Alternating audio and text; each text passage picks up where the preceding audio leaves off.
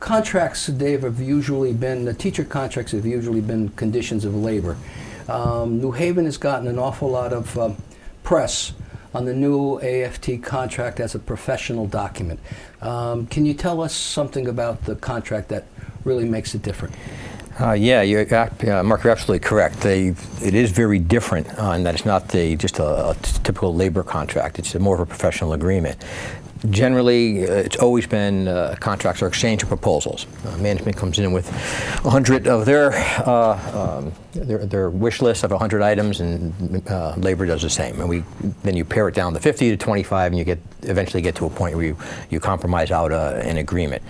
We never took that road. There was never negotiating committees working at that. In fact, we started with a reform committee, which had comprised of central office administrators, representatives from the mayor's office, superintendent's office, as well as New Haven Federation of Teachers, and our state AFT, as well as the national AFT. We had representatives there, and we worked on this together. What makes it very different is the issues that we covered, rather than the standard class size, preparation periods, that type of thing, salary schedules.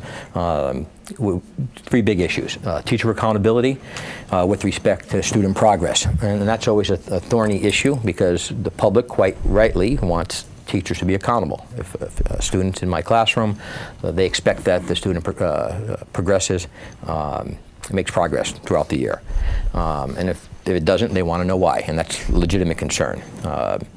We also needed to get at the issue of tenure. That's always been a thorny issue. It could be talked about at another time. Use of test scores in a teacher's evaluation. Another concern, that issue that we had. As well as a third was accountability for all of us from top to bottom. And I think what was unique about the contract is that at the outset, we agreed to all those things. We recognized we had to deal with tenure. We had to deal with student progress, teacher accountability towards that. Also accountability from top to bottom, mayor's office, superintendent's office, board of ed, central office administrators, as well as teachers. Everyone needs to be accountable and work towards that same goal. Our state assessments are the Connecticut Mastery Test and the CAP for our high school students. And the term safe harbor, what the state tried to do is schools with the NCLB legislation that came in, districts had to figure out how to measure the type of progress that students were making. So one of the measures that we had there was the level of achievement that students had to reach in math and reading, a certain percentage point. In addition to doing that, another way that you could achieve and measure student progress is by taking a look at what they call safe harbor. And what that means is when you take a look at our state assessments, there's 5 different levels that students could be performing at. And if students are in the first and second level, which are the lowest, which are called a below basic level or a basic level, what we are trying to do is move those students into proficiency levels and goal levels and advanced goal levels.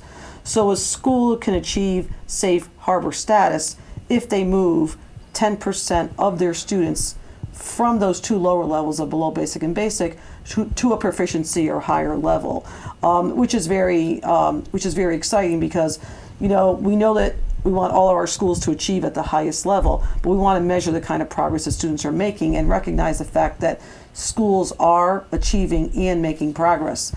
That schools need to be centers of learning.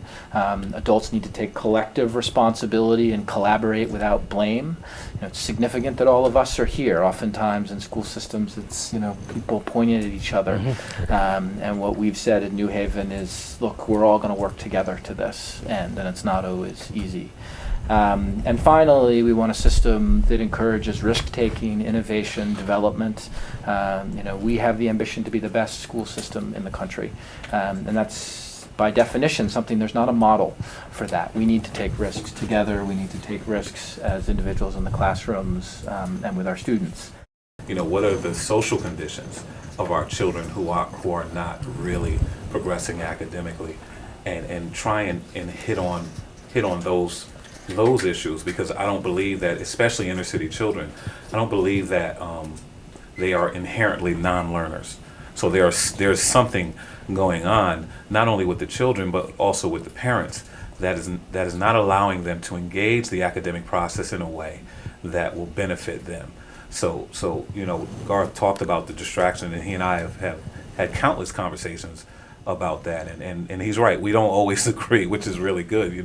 If you were ever at one of our reform meetings, you would know that we don't always agree, but we always come back to the table, and it's a learning environment as well. What are 2 or 3 of the things that you might suggest we could do as a community to help to support this kind of effort? It is doable. Yes, it is hard work, but it involves a collaboration and it involves a compromise. And we just have to kind of bring ourselves back to, it's not about us, it's about moving the students forward, it's about the kids. And that sounds like a politically correct comment, but that really is the motivating factor. Well, it also reflects the will to do it. Absolutely. Which I think is very, very important. Eric? As human beings, I think it is our duty to nurture, encourage, motivate, protect our children. Mm-hmm. Whether you be a grandfather or grandmother or teacher or principal or what have you, I think our behavior as it relates to children is a clear reflection of our character. And again, like Dave said, it is not about me, it is not about you, it is about the welfare, well-being, and academic and social development of every child we come in contact with. And we have to believe in that. We have to do better. This is without blame. No, there's no fault. I think fathers who have children, because they are fathers, they have to take care of their children. You cannot leave it to the mother or the grandmother or the aunt or to the school to take care of your child. It is a team effort. So I think as just fundamentally, as human beings, a clear reflection again of our character and integrity is how we treat our children. Yeah. Garth? Sure, I'll do one that's easy, one that's easy and simple, right? Which is, go find some parents, go shake some hands, go convince people to be involved in their child's education. And that doesn't necessarily mean bake sales. It doesn't necessarily mean the PTO. It means help your kids with their homework. It means make sure that the expectations are high. And if you're a parent for whom that's true in your own life, go find some other parents for whom that's not true and convince them that they need to be involved. The other thing that I would add, which is for folks who may not have school-age kids or may not be part of that cohort, I would say, believe in this effort. It is very easy, I think, to be cynical about public school systems. It's very easy to engage in that blame because it's a struggle, right? And none of us think that we're achieving at the levels that we want to achieve. And I think for folks not to engage in the cynicism, instead recognize there are a lot of well-intentioned adults who work really, really hard every day to try and do the best by kids. And, we need to improve how we do that. And we're taking that challenge on in New Haven. Nima? Yeah, I would say that I think that we need to all set high expectations for children. Different schools, people think that people achieve and don't achieve because, maybe we don't have high expectations for children. And, our goal is to have every one of our kids go on to post-secondary, graduate from college. We're very excited. I think with the team effort that we've had in place here, we're the first urban district, or we're the first district anywhere that's really going to, break through, because we've started making, some decent progress. We're on a good trajectory, but now we're going to explode. And I just think that the whole group working together is great. And I know that it wasn't even mentioned, the reform committee that we have in place. I'm not sure if anybody else, wants to speak to it, but as part of all of this whole process, the reform committee consists of administrators, teachers, and parents that meet together every 2 weeks to go through what's happening in reform. The collaboration. Is the attendance good? The attendance is excellent. That's why we all have each other's cell phone numbers, right? I'm not going to say we start on time. But we do all meet, right? Yeah. Okay. But that, go ahead. Good. No.